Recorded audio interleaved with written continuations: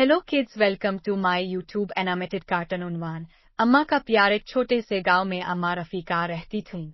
अम्मा की उम्र 60 साल थी, लेकिन उनका दिल बच्चों जैसा था।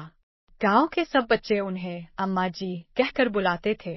हर शाम जब सूरज ढलता, बच्चे अम्मा के आंगन में जमा हो जाते। अम्मा अपने हाथ से मकई की रोटी और गाव बनाती और सब बच्चों को मोहब्बत से खिलाती। फिर वो उन्हें कहानियां सुनाती, बहादुरी की, सच्चाई की और दोस्ती की। एक दिन एक बच्ची ने पूछा, अम्मा, आप रोज हमारे लिए इतना कुछ क्यों करती हैं? अम्मा ने मुस्करा कर जवाब दिया, बेटा, जब मेरे बच्चे बड़े हो गए तो मेरा आंगन स्वानवा हो गया। तुम सब ने मेरे आंगन को फिर से हंसा दिया। तुम सब मेरे दिल के टुकड़े हो। इस दिन के बाद गांव के बच्चों ने तहैया किया कि वो अम्मा जी को कभी तन्हा नहीं छोड़ेंगे।